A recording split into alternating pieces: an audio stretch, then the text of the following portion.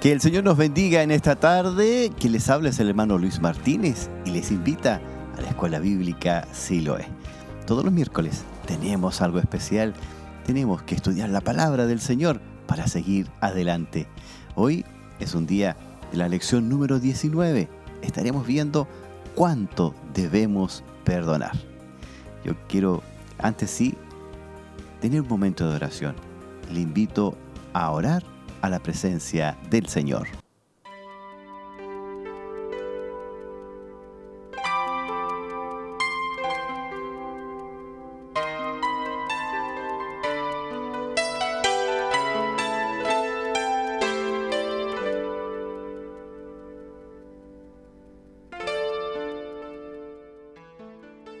Dios y Padre eterno, en el nombre de Jesús, Señor, te damos gracias porque tú has sido bueno con nosotros. Tus misericordias nos han alcanzado y tu palabra, Señor, ha sido nuestra fortaleza. Solo pedimos en esta tarde que tu Espíritu Santo esté sobre cada hermano y hermana que está escuchando la radio, viendo la televisión, que sean bendecidos. En el nombre de Jesús te lo pedimos. Amén, amén y amén.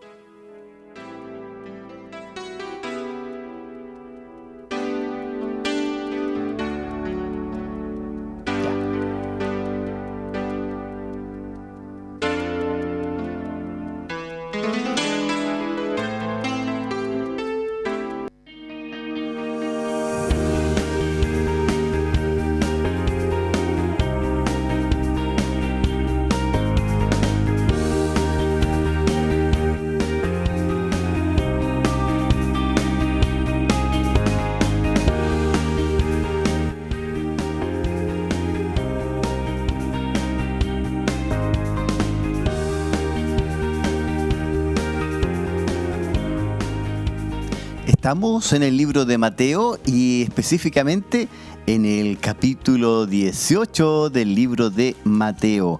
Hoy nos corresponde ver el tema ¿cuánto debemos perdonar? Así que yo le pido que vaya en busca de una Biblia porque es importante ir anotando, por supuesto, un lápiz y por supuesto un libro, una agenda, un cuaderno donde usted pueda anotar las preguntas. Es muy importante porque en el momento uno le vienen muchas consultas, muchas preguntas, pero después se les olvida a uno y por eso es que por lo menos yo lo hago así.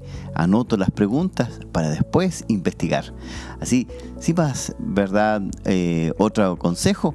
Yo le invito a que busquemos en el libro de Mateo, capítulo 18, versículos 21 al 22.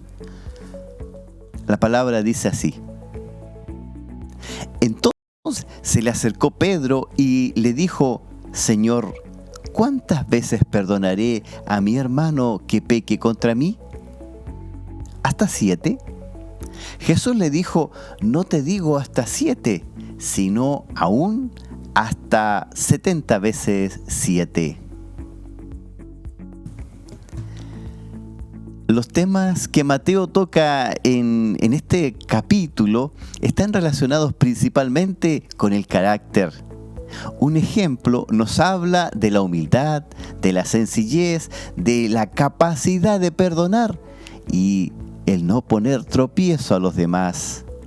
El capítulo comienza mostrándonos una discusión que existía entre los discípulos de Jesús en cuanto a quién era el mayor de ellos. Por eso yo les invito a ver el tema relacionado con ¿quién es el mayor?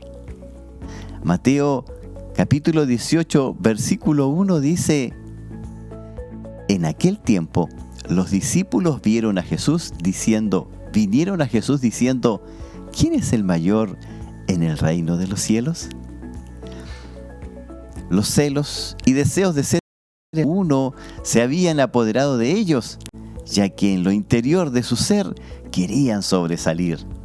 Quizás los celos se habían despertado porque ellos vieron que durante la transfiguración Jesús tomó solo a 3 de ellos para que subiesen al monte con él. Y a lo mejor estos 3 habían sido o estado alardeando de su cercanía con Jesús. O quizás habían sentido celos de que los cobradores de los tributos se acercaran a Pedro como si él fuera el líder del grupo. En fin, pudieron existir muchas razones, pero lo cierto es que entre ellos existían estas discusiones en cuanto a quién era el mayor de ellos. Y de hecho, esta no fue la primera vez ni tampoco la última que esto pasaba. Más adelante, Jacobo y Juan se atreven incluso a usar a su madre para pedirle a Jesús el puesto de preeminencia en la mesa del Señor. Veamos Mateo, capítulo 18, versículos 2 al 5. La palabra dice: Y llamando Jesús a un niño, lo puso en medio de ellos y dijo: De cierto os digo, que si no os volvéis y no os hacéis como niños, no entraréis en el reino de los cielos.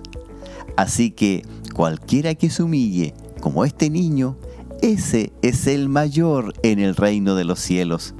Y cualquiera que reciba en mi nombre a un niño como este, a mí me recibe. Mateo nos ofrece 3 condiciones que todo ciudadano del reino de Dios debe cumplir. Primero, volverse como un niño inocente para entrar en el reino de los cielos. Quizás la principal característica de un niño es su inocencia en cuanto a creer todo lo que se le dice.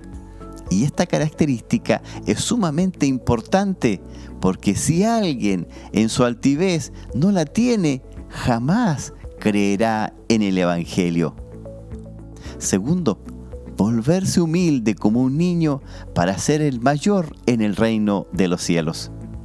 La humildad es una de las características más importantes que debe destacar en los ciudadanos del reino de los cielos, ya que ningún altivo agrada al Señor. Un niño no tiene nada de qué jactarse. En su inocencia es sincero en todas sus intenciones. Y por esto que Jesús nos dice que a menos que renunciemos a todos nuestros deseos de superioridad y orgullo y nos volvamos humildes y sencillos como un niño, jamás alcanzaremos la grandeza del reino de los cielos.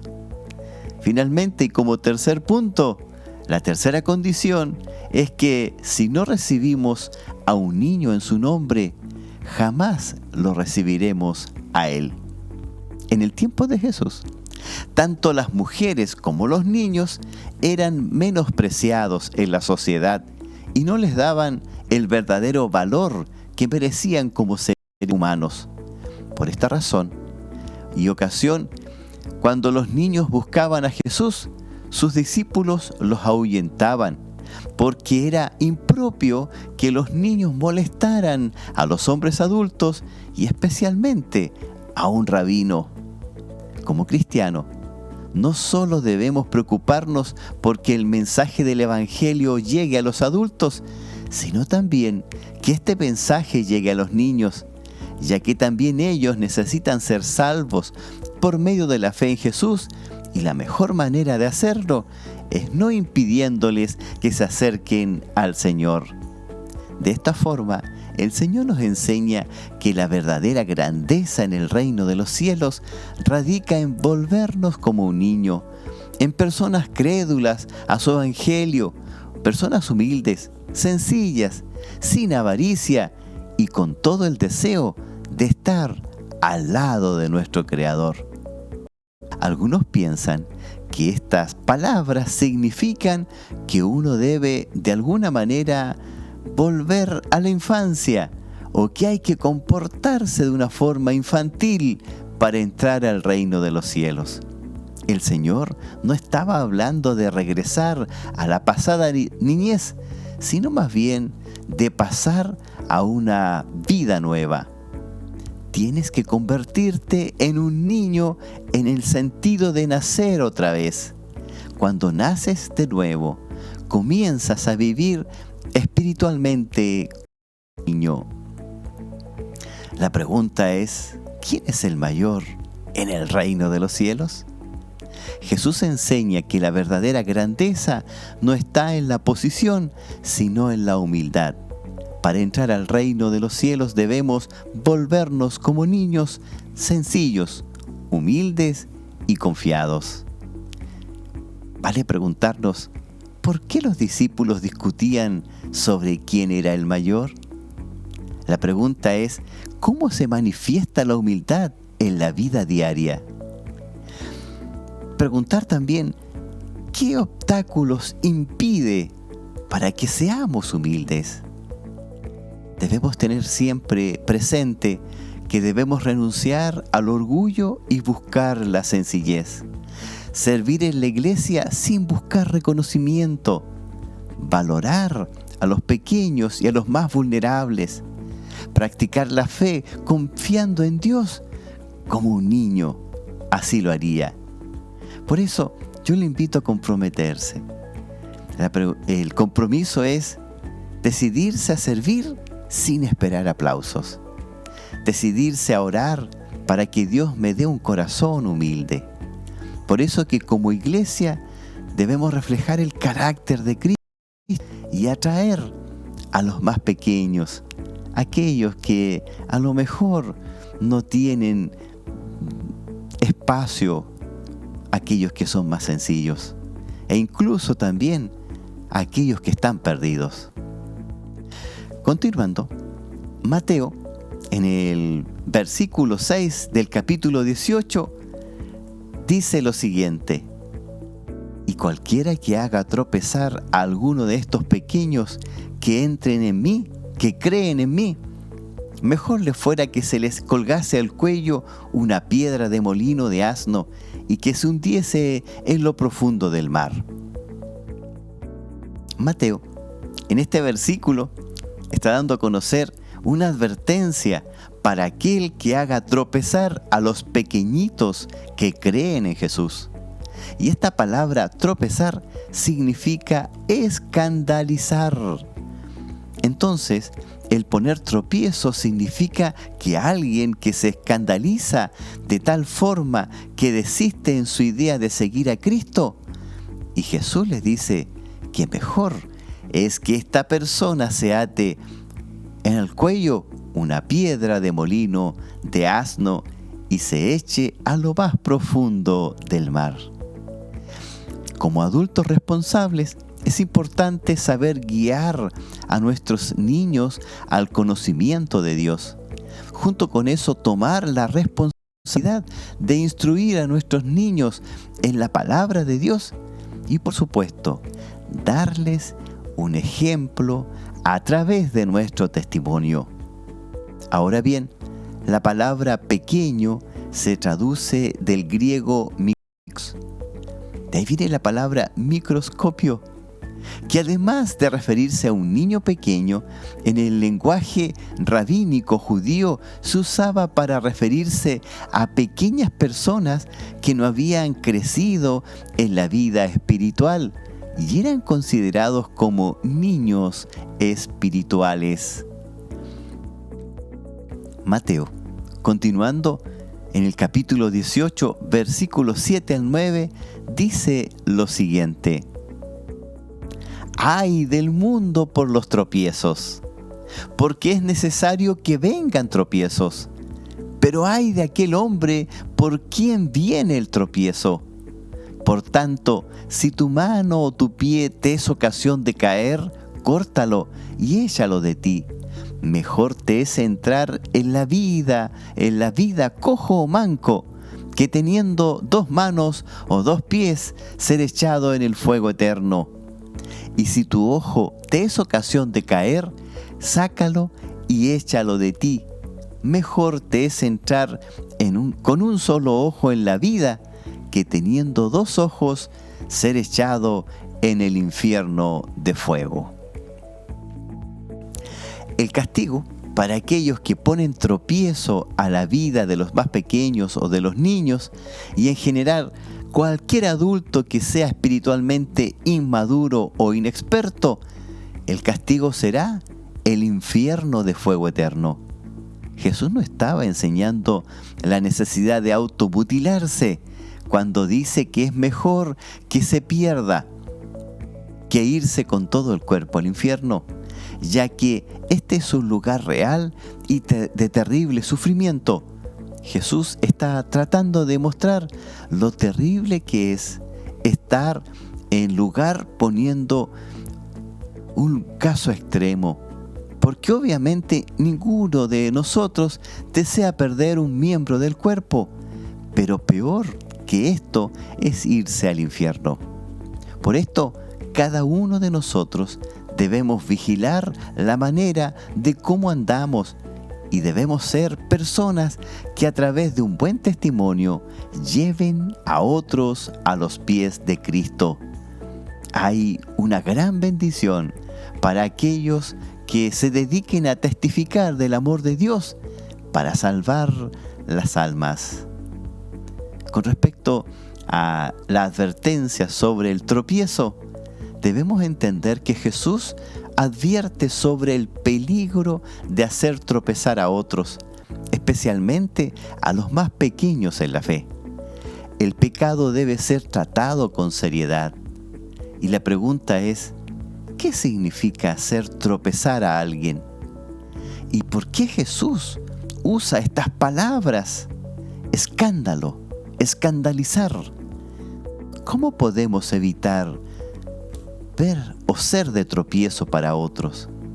¿Qué áreas de nuestra vida pueden causar tropiezo a otros? Por eso que debemos cuidar nuestro testimonio. Debemos evitar actitudes que desanimen a otros. Debemos ser ejemplo en amor y pureza. Por tanto, debemos corregir con gracia, no con dureza, con amor, como si fueran nuestros hijos. Por eso, debemos comprometernos, revisar nuestra conducta para no ser tropiezo, buscar restaurar a quien se ha alejado de los caminos del Señor, de alcanzarles y hacerles volver. Por eso que una iglesia que cuida a los más pequeños en la fe, crece en unidad y también crece en santidad. Mateo, continuando en el capítulo 18, en el versículo 10, escribe y dice lo siguiente. Jesús hablando: mirad que no menospreciéis a uno de estos pequeños, porque os digo que sus ángeles en los cielos ven siempre el rostro de mi Padre que está en los cielos. Jesús dijo que no debíamos menospreciar a los niños. Es importante destacar estos sentimientos del Señor por los más pequeños. Casi todas las semanas las noticias nos recuerdan del abuso infantil, nos recuerdan acerca de la violencia y explotación que sufren algunos niños. Sorprendentemente, en la sociedad más avanzada está ocurriendo esto. Y es por esto que el Señor utilizó este pasaje, el lenguaje más duro posible, para advertir sobre estos graves problemas que ha enfrentado la infancia en todos los tiempos. Continuando, vamos a analizar lo que es la parábola de la oveja perdida. Luego de dar a conocer o de denunciar la violencia en contra de los niños, Jesús da a conocer una parábola.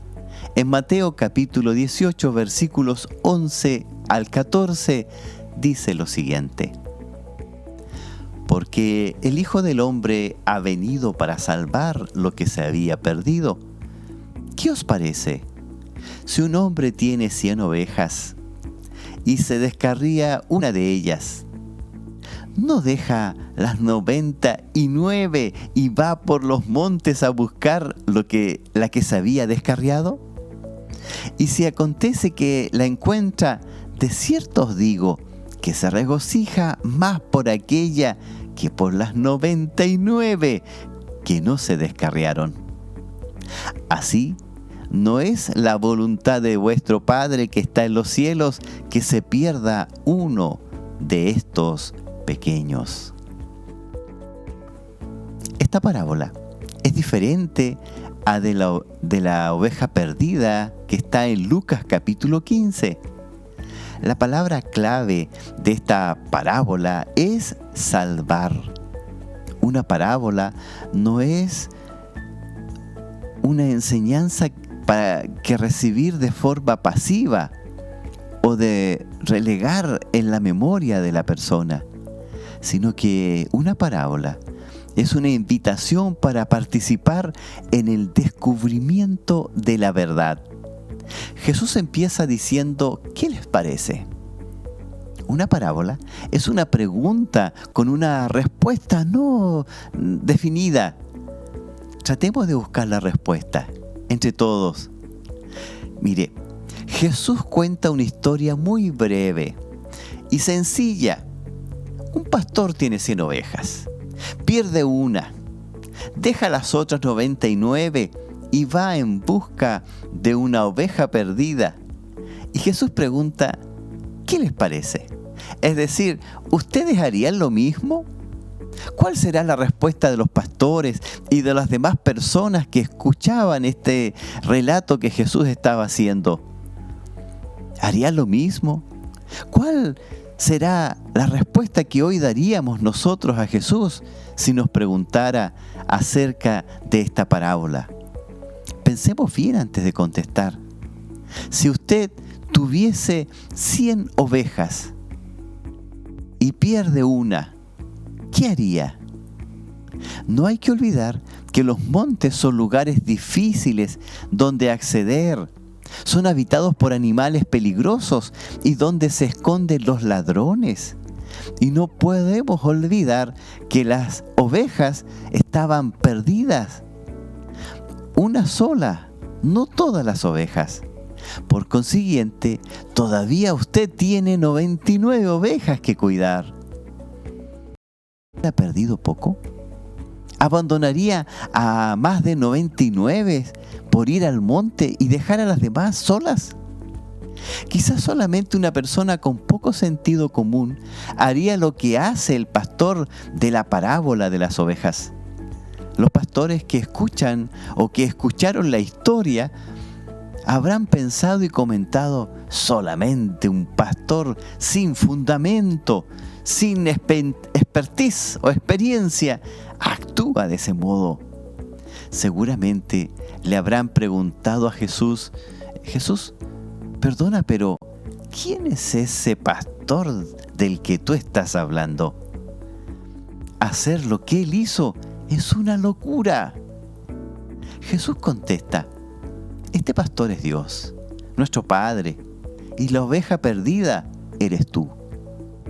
Dicho con otras palabras, aquel que actúa así es Dios movido por su gran amor hacia los más pequeños, a los pobres, por amor a los excluidos. Solamente un amor así de grande es capaz de hacer una locura de este tipo. El amor con que Dios nos ama supera la prudencia y además el sentido común. El amor de Dios hace locuras. Creo que yo, en el valor de uno, no podría hacer esto. Si cada cristiano ayudara en algún momento al menos a una persona, el mundo podría ser cambiado. Por lo tanto, debemos decir que Dios busca al perdido con un amor especial. Cada persona tiene un valor infinito para Dios. Y la pregunta es, ¿qué nos enseña esto sobre el amor de Dios? ¿Cómo podemos reflejar ese amor que Dios tiene por las almas perdidas? ¿Qué significa para ti el valor de uno? Debemos entender que tenemos que interceder por los que se han apartado. Tenemos que salir a buscar al perdido con pasión, con amor.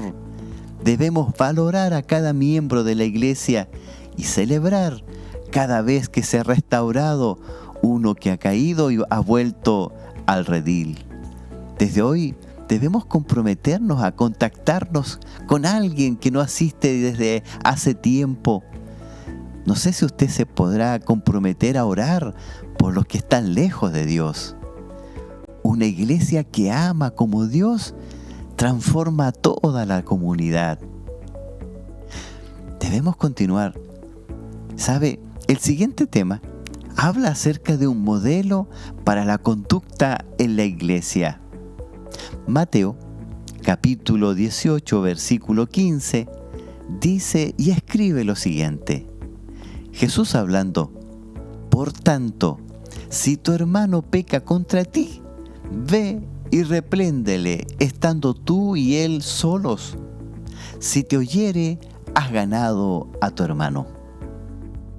Gentilmente, Jesús nos recuerda que por ser miembros de la comunidad de la iglesia, somos responsables unos de otros, y que una de nuestras tareas de amor es corregir a un hermano o una hermana que ha cometido algún error. Esto nunca es una tarea fácil en nuestros tiempos, y nuestro consejo está en riesgo de ser rechazado.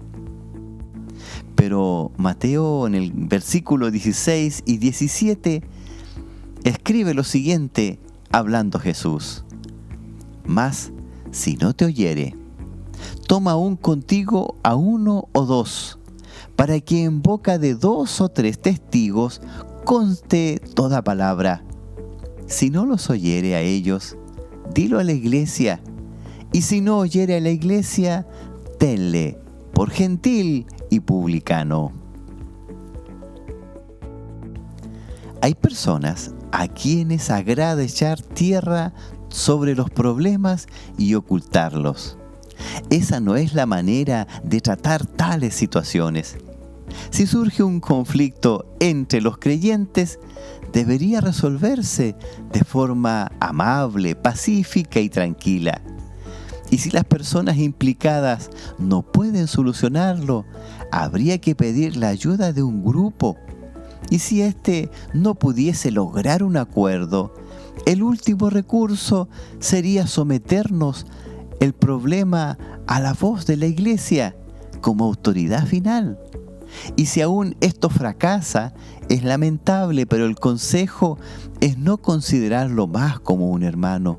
En otras palabras, cortar toda clase de compañerismo con esa persona. Jesús hablando y continuando en el versículo 18 de Mateo, dice lo siguiente: de cierto os digo, que todo lo que atéis en la tierra será atado en el cielo, y todo lo que desatéis en la tierra será desatado en el cielo. ¿Hemos considerado el contexto? Jesús habla de la disciplina que se aplica a una persona que no reconoce su falta. ¿A qué se refiere entonces con atar y desatar? Jesús nos advierte que no nos atrevemos a burlarnos de la iglesia. Aquí Él le da a la iglesia la autoridad previa que Pedro le dio en el capítulo 16, versículo 19 de su carta. Atar y desatar tiene que ver con las actividades prohibidas y permitidas. Jesús le da la autoridad a la iglesia para disciplinar, claramente esperando que la use y asegurándoles que de la convergencia de esto en los cielos. Lo que hagamos acá en la tierra como iglesia tendrá repercusión en el cielo.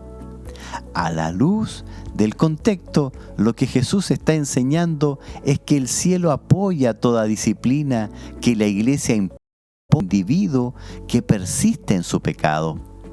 Si la iglesia disciplina a esta persona, es decir, le ata, el Señor respalda tal decisión. Si esa persona, al ver que ha perdido la comunión con Dios y los hermanos, se arrepiente y desea enmendar las cosas, entonces se le quita la disciplina, es decir, se le desata. Y el Señor respalda esta decisión. Continuando, Jesús hablando en el versículo 19 al 20, en Mateo capítulo 18, dice lo siguiente: Otra vez os digo, que si 2 de vosotros se pusieren de acuerdo en la tierra acerca de cualquier cosa que pidieren, les será hecho por mi Padre que está en los cielos. Porque donde están 2 o 3 congregados en mi nombre, allí estoy yo, en medio de ellos. Aquí encontramos una de las grandes promesas que los cristianos tienen. El texto es sencillo, pero nos da una gran promesa de recibir cualquier cosa que pidamos en común de acuerdo con otros creyentes. Algunos han llegado a decir que estas palabras dirigidas por nuestro Señor Jesucristo no fueron una promesa a recibir las peticiones que la iglesia se pusiera de acuerdo, sino que su énfasis estaba en recalcar la importancia de mantener la comunión y mutuo acuerdo entre los creyentes de la iglesia. No obstante, nosotros creemos que es posible recibir a través de la oración las peticiones que le hagamos a Dios, y aquí se nos da una promesa más de cómo lograrlo. Para poder hacer realidad esta promesa, las peticiones que se hagan deben reunir las siguientes condiciones. Primero, debe ser algo que todos los creyentes estén de acuerdo en pedirlo.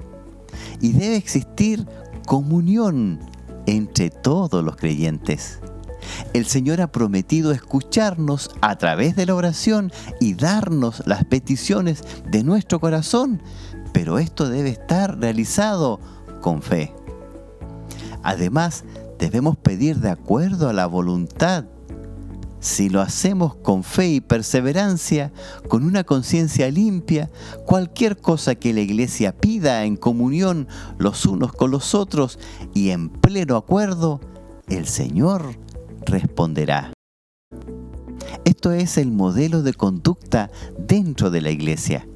Jesús enseña cómo resolver conflictos, primero en privado, luego con testigos y finalmente ante la iglesia. La meta de todo esto es restaurar, no de condenar.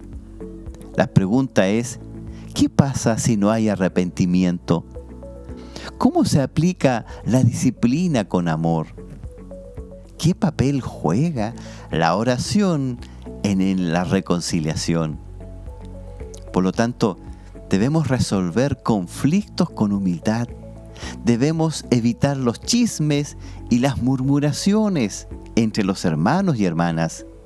Debemos buscar la restauración antes que el castigo.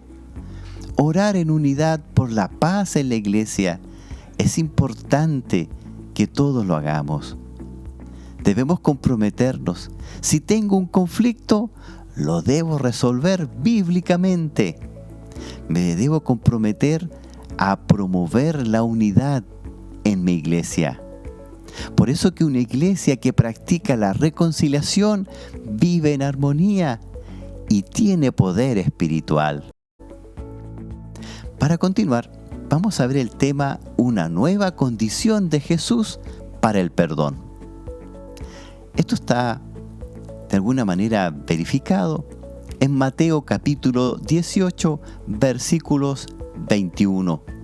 Y dice lo siguiente: Entonces se le acercó Pedro y le dijo: Señor, ¿cuántas veces perdonaré a mi hermano que peque contra mí? ¿Hasta 7 veces? ¿Hasta 7? La pregunta de Pedro vuelve a los versículos anteriores, donde Jesús da un detallado procedimiento para efectuar la reconciliación cuando un cristiano o cristiana peca. Pedro pregunta un asunto práctico: ¿qué tan lejos deben ir los discípulos con respecto a perdonar? Señor, ¿cuántas veces perdonaré a mi hermano? En muchos otros lados, Jesús habla de las relaciones fuera de la iglesia, cuando dice: pero yo os digo, amad a vuestros enemigos. Pero en este pasaje trata sobre perdonar a nuestros hermanos y hermanas en Cristo. En vez de escuchar la respuesta de Jesús, Pedro propone la suya. ¿Hasta 7? 7 veces es algo generoso. La norma rabínica era 3, basados en el libro de Amós, capítulo 1, versículo 3. Dice: así ha dicho Jehová: por 3 pecados de Damasco, y por el 4º no revocaré su castigo, porque trillaron Galaad con trillos de hierro. La idea es que Dios perdona 3 pecados y castiga el 4º. Pedro siente que Jesús quiere que sus discípulos vayan todavía más allá. Así que lo que eleva al doble y una más para tener una buena medida. El 7 también es un número santo para el pueblo judío que simboliza la perfección, la totalidad, la abundancia, el descanso y el ser completo, completamiento de todo. Tiene asomos de infinitud. Por ejemplo, los 7 días de la semana constituyen un ciclo interminable uno tras otro. Así que la respuesta de Pedro puede ser todavía más generosa de lo que puede parecer a primera vista. Mateo, en el capítulo 18, escribiendo en el versículo 22, dice: Jesús le dijo: no te digo hasta 7, sino aún hasta 70 veces 7. O sea, 490 veces. Aquí el perdonar 490 veces es llegar hasta el límite.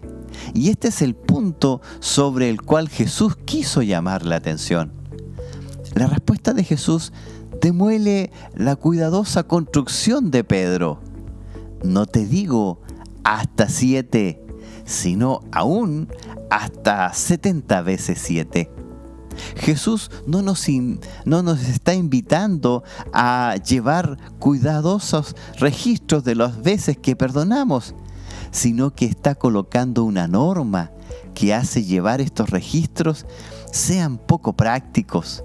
Jesús no nos está dando una lección de matemática, sino una lección de gracia y de perdón. La pregunta es: ¿quién puede perdonar tan habitualmente sin convertirse en una persona perdonadora? Llevar un registro no es perdonar, sino más bien es una marca. Es ir marcando el camino hasta el día en que podamos tomar venganza. El motivo de llevar un registro no es la reconciliación, sino es el desquitarse, el de ejercer las represalias sobre aquel que nos ha hecho daño. Vamos a ver otro tema: los 2 deudores.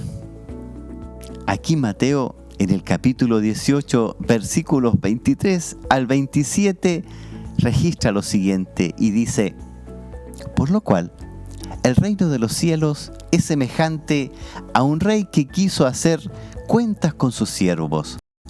Y comenzando a hacer cuentas, se fue presentando uno que le debía 10,000 talentos. A este, como no pudo pagar, ordenó su señor venderle y a su mujer e hijos y todo lo que tenía para que se pagase la deuda. Entonces aquel siervo, postrado, le suplicaba diciendo: Señor, ten paciencia conmigo y yo te lo pagaré todo. El señor de aquel siervo, movido a misericordia, le soltó y le perdonó la deuda. Probablemente el siervo estaba ofreciéndose a pagar la deuda a plazos. La cantidad de dinero es inimaginable, muchos millones de pesos. No es una suma de dinero como para perdonar a cualquiera. Continuando, Mateo describe en el versículo 29 al 35 y dice lo siguiente: entonces su siervo, postrándose a sus pies, le rogaba diciendo: «Ten paciencia conmigo, y yo te lo pagaré todo». Mas él no quiso, sino fue y le echó a la cárcel, hasta que pagase la deuda. Viendo sus consiervos lo que pasaba, se entristecieron mucho y fueron y refirieron a su señor todo lo que había pasado. Entonces, llamándole su señor, le dijo: «Siervo malvado, toda aquella deuda te perdoné, porque me rogaste. ¿No debías tú también tener misericordia de tu siervo, como yo tuve misericordia de ti?» Entonces su señor, enojado, le entregó a los verdugos, hasta que pagase todo lo que debía.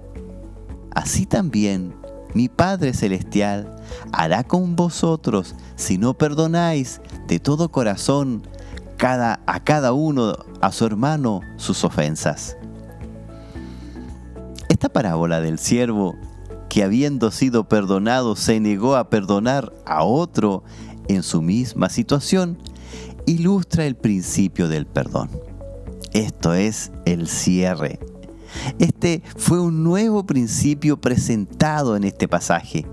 Aunque no constituye totalmente la base del perdón para los creyentes expuesta en la carta de los Efesios. Recordemos que Pablo le escribe a los Efesios en el capítulo 4, versículo 32, donde dice: «Antes, sed benignos unos con otros, misericordiosos, perdonándoos unos a otros, como Dios también os perdonó a vosotros en Cristo». Debido a que Dios nos ha perdonado, tenemos que perdonarnos unos a otros. Si Dios hubiese perdonado nuestros pecados de la misma manera en que perdonamos a otros, ninguno de nosotros habría sido perdonado.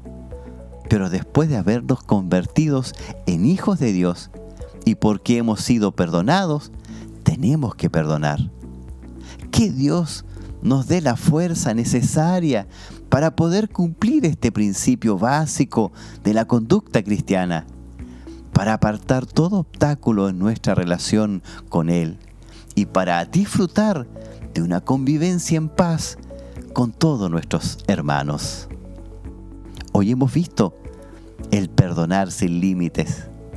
Jesús enseña que el perdón no tiene límites. La parábola del siervo muestra que debemos perdonar como Dios nos perdonó. La pregunta es: ¿por qué Pedro preguntó hasta 7 veces? ¿Qué significa 70 veces 7? Y la pregunta es: ¿por qué es tan difícil perdonar? ¿Cómo nos ayuda a recordar el perdón de Dios para nosotros también perdonar? Por eso que debemos perdonar de corazón, no de palabra, de no llevar una especie de cuenta, de registro, recordar la gracia que hemos recibido y debemos orar por quienes nos han ofendido. Te invito a hacer un compromiso. Te invito a perdonar a quien te ha herido. Te invito a practicar el perdón como un estilo de vida. Por eso que una iglesia que perdona va a reflejar el Evangelio. Una iglesia que perdona rompe las cadenas de odio que las están atando. Hoy vamos a concluir con este capítulo 18 del libro de Mateo. La lección de Mateo capítulo 18 aborda principios esenciales para la vida cristiana. Primer principio: humildad y sencillez. Jesús enseña que la verdadera grandeza en el reino de los cielos se alcanza volviéndose como un niño con humildad y confianza. También hay advertencias contra los tropiezos. Se condena severamente causar que otros, especialmente los pequeños en la fe, tropiecen. También debemos recordar el amor por los perdidos. La parábola de la oveja perdida muestra el amor radical de Dios que busca restaurar a cada persona. También tenemos un modelo de conducta dentro de la iglesia. Jesús establece un proceso para resolver conflictos y aplicar disciplina con el objetivo de restaurar. Debemos perdonar sin límites. Jesús enseña que debemos perdonar 70 veces 7, es decir, sin límites, reflejando la gracia que hemos recibido. La parábola del siervo ilustra que quien ha sido perdonado debe perdonar. En síntesis, el capítulo de hoy enfatiza la humildad, el cuidado mutuo, la reconciliación y el perdón ilimitado como pilares del reino de Dios. Por lo tanto, debemos practicar la humildad. Debemos ser cuidadosos al dar nuestro testimonio para no ser tropiezo para otros. Debemos buscar y restaurar a quienes se han alejado de la fe. Y debemos perdonar sin límite, recordando cuánto es lo que Dios nos ha perdonado. Por eso hoy te invito a comprometerte. Te invito a perdonar a quien te ha ofendido, sin llevar cuentas. Te invito a comprometerte a ser un agente de reconciliación en tu iglesia y en tu familia. Te invito a orar a la presencia del Señor. Te invito a que tú donde estés, en tu casa, en el trabajo, tengas un momento para reconciliarte con el Señor. Si la palabra te ha hablado y te ha amonestado, es el momento de hablar con el Señor en oración y comprometerte con Él. Te invito a orar a la presencia del Señor. Ora junto conmigo. Señor, te damos gracias por tu palabra, que nos enseña a ser humildes, a perdonar. Hoy reconocemos que muchas veces hemos guardado rencor, muchas veces incluso hemos sido tropiezo para otros. Por eso te pido que nos limpies, que nos des un corazón dispuesto a perdonar, a amar, Señor, a nuestros hermanos. Ayúdanos a buscar a los que se han perdido y pedimos, Señor, que restaures relaciones rotas en nuestra iglesia. Si yo he ofendido a alguien, Señor, yo te pido perdón y me comprometo, Señor, a restaurarlo. Padre, en el nombre de Jesús, te entregamos nuestro orgullo y nuestro resentimiento ante ti. Haznos instrumentos de paz, haznos un instrumento de paz y de unidad en la iglesia. En el nombre de Jesús, te lo pedimos. Amén, amén y amén.